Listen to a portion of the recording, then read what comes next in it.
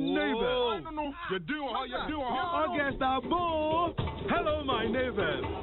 Augusta Bo. Momo Manta Vedru. Hey, hello, my neighbor. Hey, hello, my neighbor. Hey, Momo, hello, my neighbor. August is here and Momo Month is back and bigger than ever. From now to the end of September, you stand a chance to win up to 10K Ghana Cedis cash just by paying with Momo QR code or merchant ID when you shop to accumulate reward points. And you could be one of the 2,000 winners this Momo month. Winners will be rewarded in August and September, so keep checking your points by simply dialing *120# and be on your way to a sweet reward for shopping safe and using Momo. Just Momo it. We dare for you everywhere you go.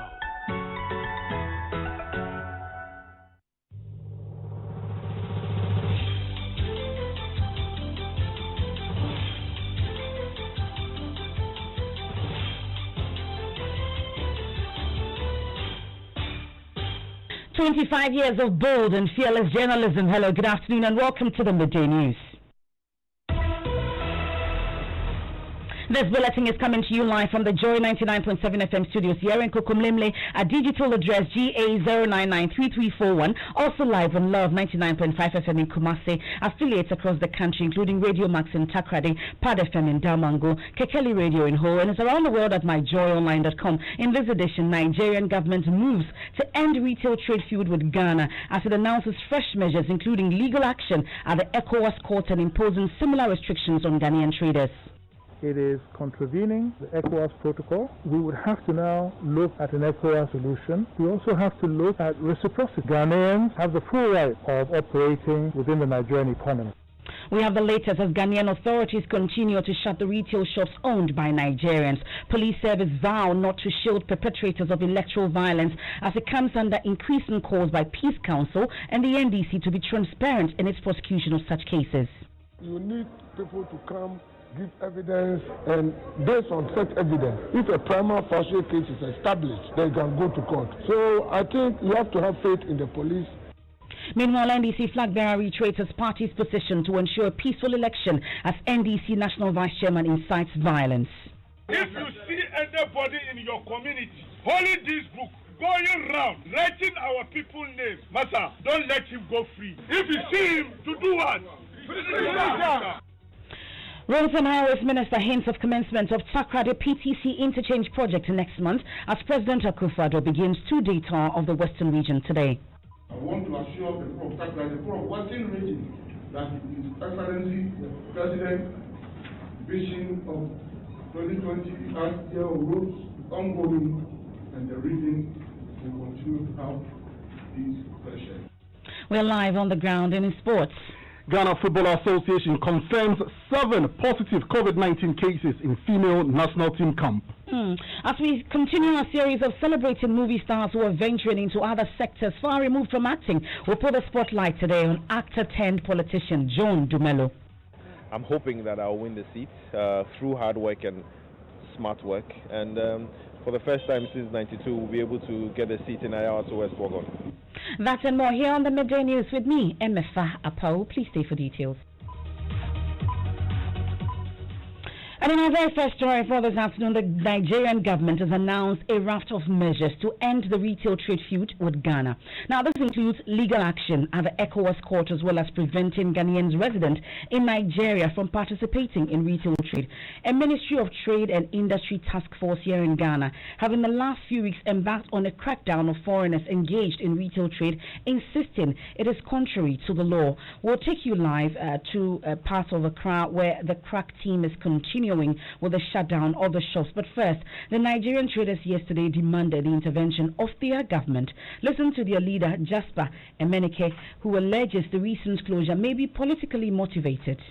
The resurgence of this, what we call harassment, we are not wrong from the way things are playing out if we also term it xenophobic attack on our citizens in Ghana. And it is assuming very disturbing dimension, Your Excellency. We are also made to ensure that our people do not take law into their hands. And sadly, the whole thing appeared like a political scenario from what is playing out now, because we are aware that this year Ghana is going into a presidential election. It was last week virtually all the shops in Greater Accra had been closed.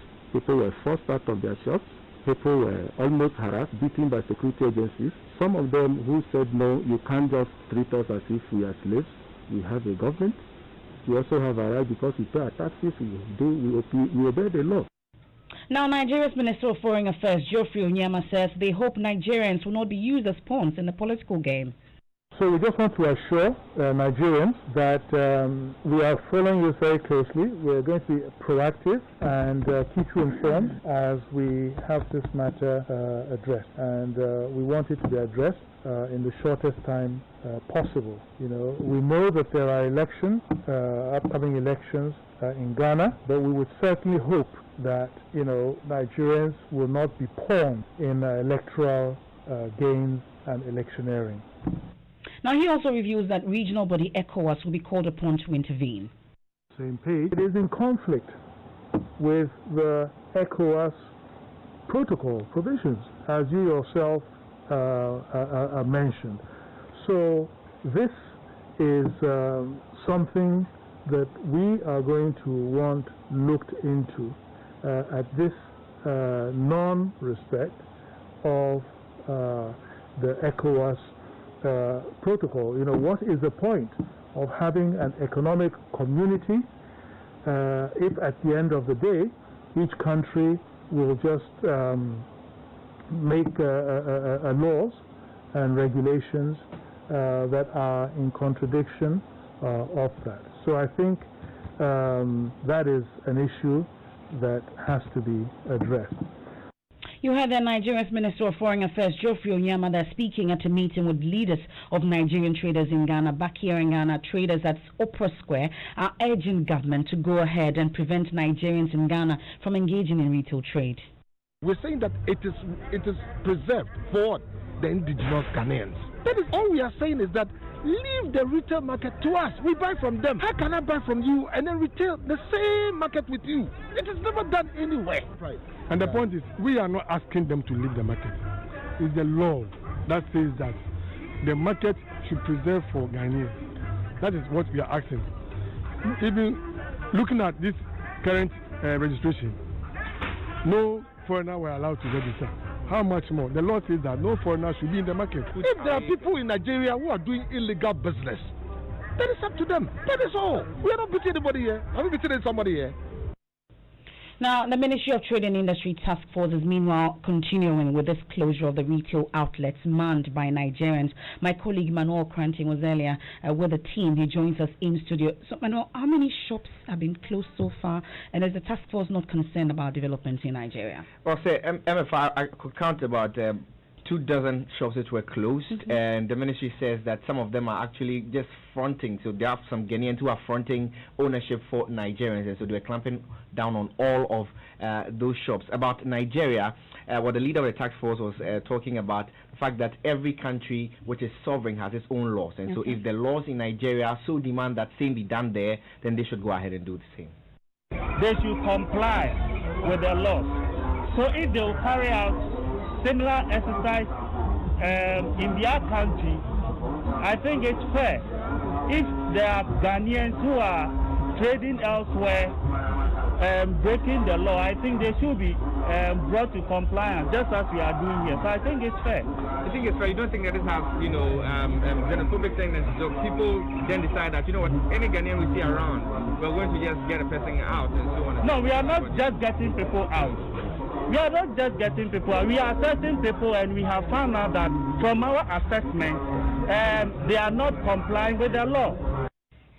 You have the leader of the Ministry of Trade and Industries Task Force, Maxwell Apinkro. We can now speak to Nana Mafo Ameniampong. He's chairman of Parliament's Trade, Industry and Tourism Committee. We're grateful for your time here on the Midday News. So how do we hope to resolve this issue once and for all? Because we know that your committee has been doing some work on it earlier. Thank you. Let me say hello to everybody who is listening to Joy this afternoon. It's just unfortunate that this problem has been intractable for quite some time, but I can assure you that the work that we've done so far, I believe that hopefully, and I want to hope that we will definitely see its tail. And the issue is that, you see, like the guy who just spoke, you see, there are some few things that our brothers from Nigeria do not want to understand. You see, we work with protocols. We are saying that you cannot do hairdressing in Ghana. You cannot do, let's say, barbering in Ghana. I mean, it's as simple as that. You cannot also trade within a certain parameter, which has been reserved for Ghanaians. You have the right, when you come to Ghana, you can take Ghanaian nationality and base it on that and use it as, let's say, a bargaining chip to work here or that place. But when you are still a foreigner and you still want to, don't want to actually obey the law, definitely nobody is going to actually allow that. Well, you heard the Nigerian foreign minister, for instance, it appears that they are going to do same in Nigeria to Ghanaian traders who are into retail trade. You're not concerned about that? You see, but sister, what can I say? What can I say? The point is that he's an ambassador. He's representing his country. So definitely he can cover. But at least we have ECOWAS. They know this issue is not 2 years ago. It's not 5 years ago. I've been in Parliament for the past 8 years when Honorable Hannah Tete was the Minister for Trade. This was one of the major problems which was haunting her day in and day out. And it's surprising that after all these years, we still cannot get a solution to this particular issue. You see, it's not as simple as ABC. You get the point. I mean, people just want to, run afoul of the law. They know what they are doing is not right, but let me tell you, we even have financial barrier for them. That if you want to even do that, if you're a foreigner and you want to trade in Ghana, okay. It used to be even $1 million equivalent. So in summary, the position of your committee is that they must go, and that's it. Oh, not that they must go; they must do the right thing. Okay. You get the point. And the right thing is not, trading where it must be earmarked for Ghanaian citizens alone. If you say because of it, you are going to sack all other foreigners, for that matter, Ghanaians in Nigeria, it is their right to do so. But they cannot take the laws into their own hands and do, anything onto it. Now, briefly, you mentioned earlier that you've done a lot of work on it and you're hoping that you could get a resolution to this matter. What kind of work have you done? There are certain things now until it's been signed, you cannot be, and after you spoke to Honorable Alan Chematin, that is his test. You get the point. I work with him as a representative in Parliament. Any bills that he wants to bring into Parliament, it walks through my desk before it gets to Mr. Speaker. That is, the scenario.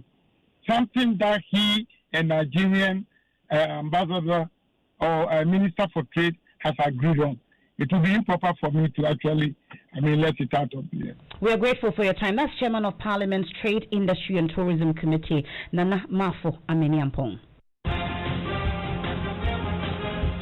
Now let's get into the election headquarters here on the Midday News. And the Ghana Police Service is assuring that they will not shield anyone found culpable in electoral violence. The assurance comes after sections of the public, including the National Peace Council and the opposition NDC, raised concerns about the lack of prosecution of perpetrators of violence in the just-ended voter registration exercise. The Peace Council has called on the police to provide weekly updates on the progress of investigations conducted. George Amu is Executive Secretary of the Peace Council.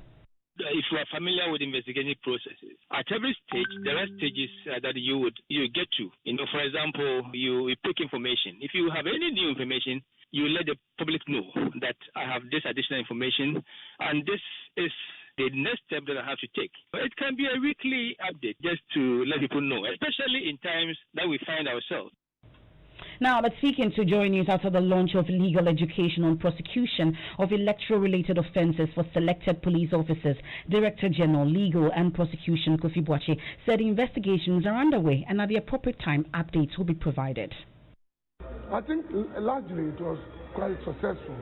There were a few infractions which we have taken note of and which we will address in due course. Okay. So it brings us to the issues of our investigations of these infractions. We've had issues in Banda, we've had issues in Sarkan, and then also the famous issue in Kafua, for instance. The concern is that we are not seeing all these things are actually under investigations. Like I said, the elections ended last week, and now IGP has asked for a compilation of all these election-related offences, and the specific ones you have mentioned.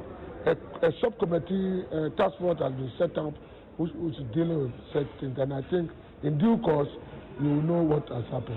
But these delays, for instance, people have said that it's a form of more like shielding, for instance, our pieces, because by now we should know where exactly we are. The Peace Council has had calls to even say that we should have a weekly update on some of these investigations. Then we know that something is actually happening. Investigation is not just a happenstance. It's a process, and you need people to come, give evidence, and based on such evidence, if a prima facie case is established, they can go to court. So I think you have to have faith in the police. IG is very much concerned about all these things and doing everything possible. And this is even manifested in the fact that we are doing this workshop not for all policemen now, but we are now doing for the commissioners. That's Director General Legal and Prosecution, COP Nathan Kofi Boache.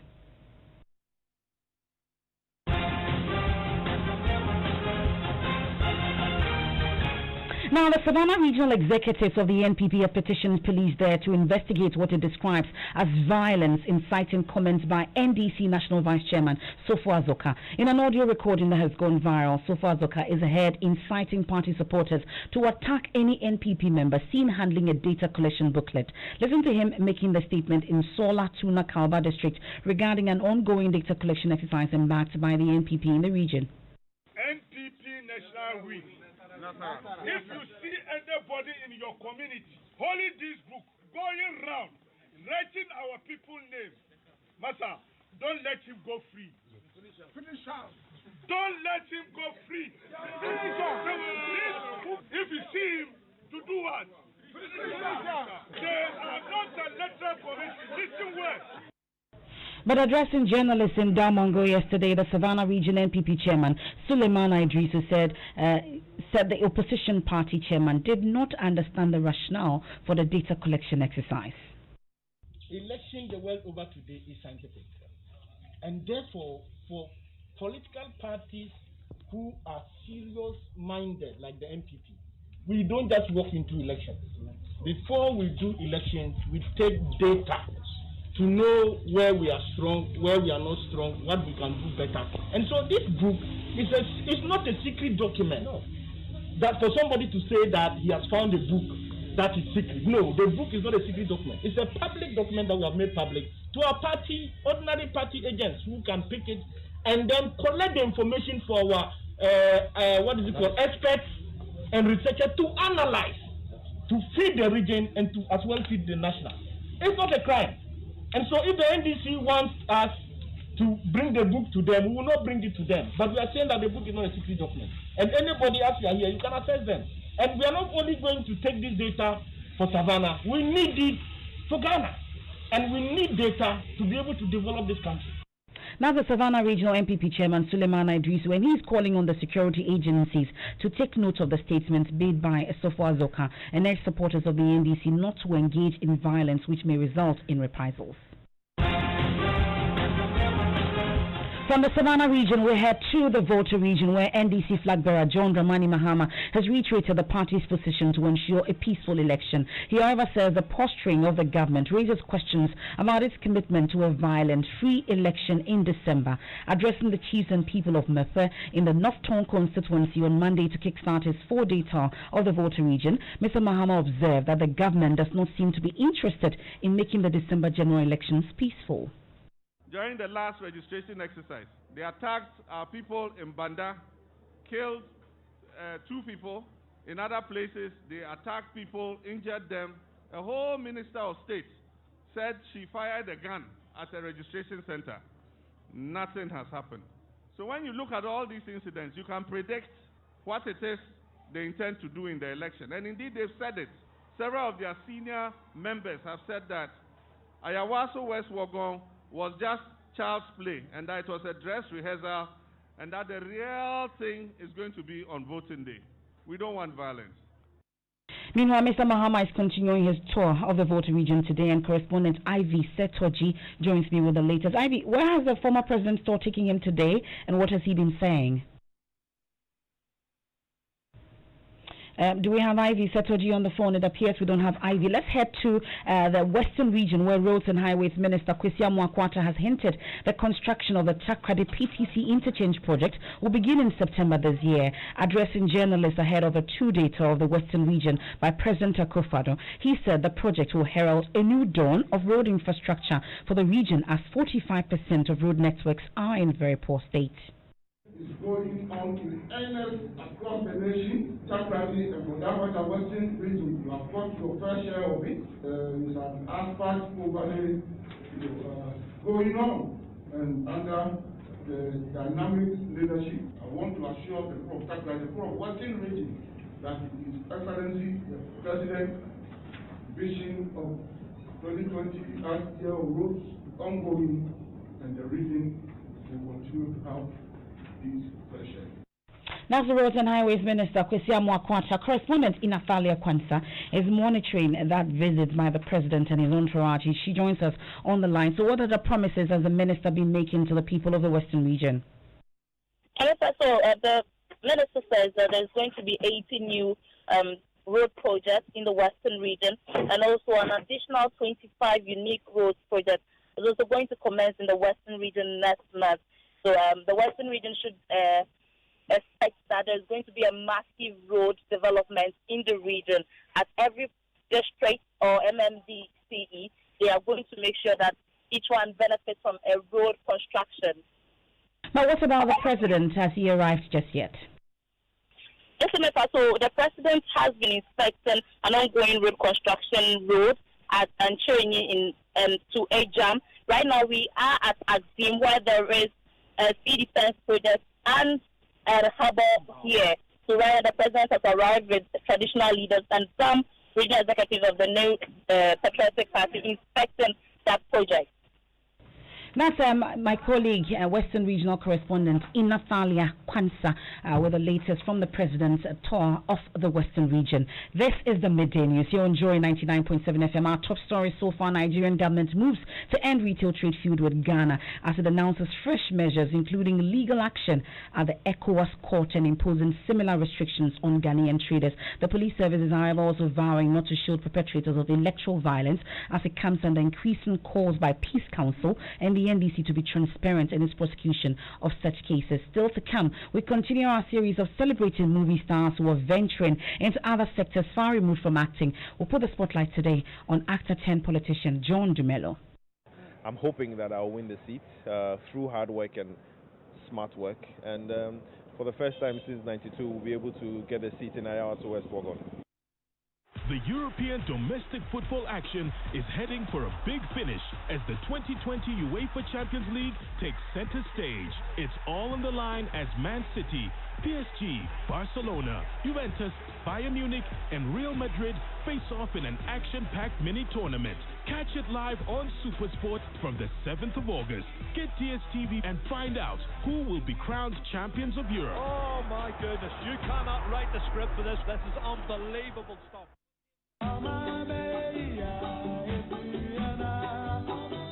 The Ministry of Monitoring and Evaluation, in collaboration with the Ministry of Information and the Office of the Senior Minister, bring to you Town Hall Meeting and Virtual Results Fair.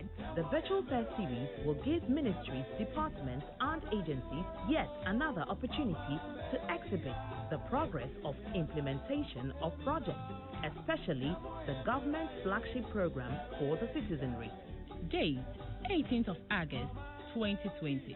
The MDAs will take turns to showcase results of projects and programs implemented across the country. Be part of this virtual experience. Interact with implementing agencies and help deliver the desired results. Although a lot has been achieved over the past 3 years, there's still more work to be done to transform our country. the virtual results fair, delivering results for our citizens, a work in progress.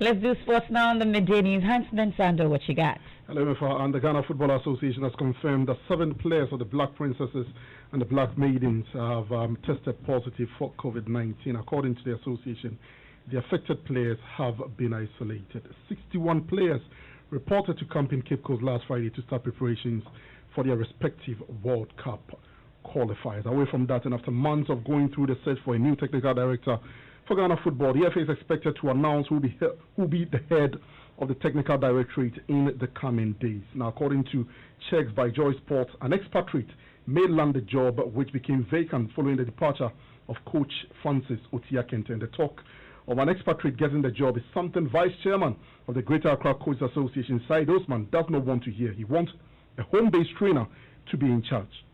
I want to send a signal to Ghana Football Association or FA that we are going to come out strongly if they should select any expatriate without justification. I don't want to go blank. That expatriate must prove that he's really beyond all the local people who have applied for that job. We know of Bashir Report, we know of Professor Minta. I don't want to really go expatriate or local, but I want to go quality and strongly believe that as part of the quality, there should be some institutional knowledge of the job you want to do. That should be an added advantage. So GFA should not think that we're going to take it on a silver platter. Okay. The Coaches Association are really on their toes.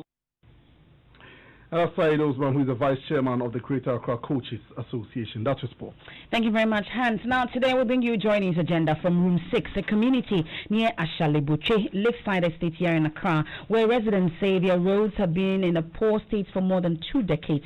PSC Nanaya Ostafo has joined news agenda for today.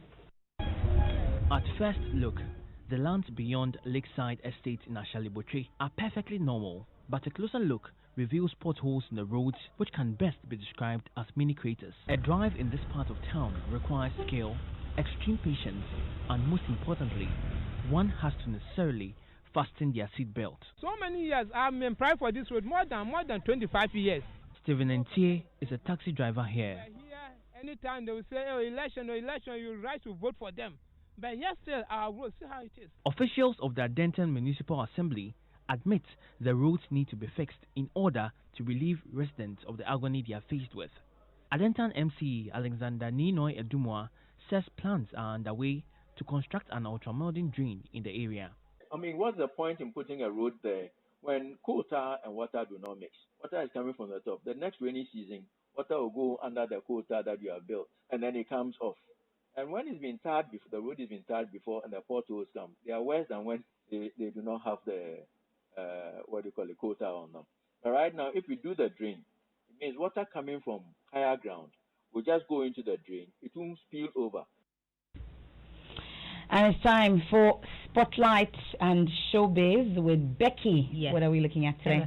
He is one of the finest and versatile actors in Ghana. For years, his face has been synonymous with movies. But now, at the mention of John Dumalo's name, many think about politics. So why did he stray from acting into the world of politics? The answer is told in today's edition of Spotlight on the man popularly known as J Melo. I told you to run this place. Can't you follow my footsteps?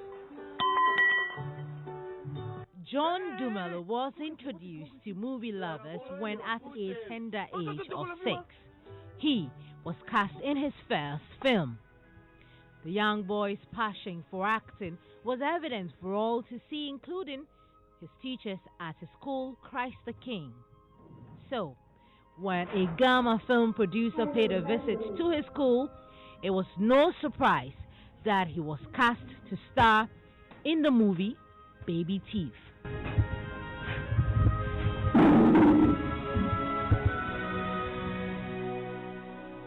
After his high school education, he studied civil engineering at the Kwame Nkrumah University of Science and Technology.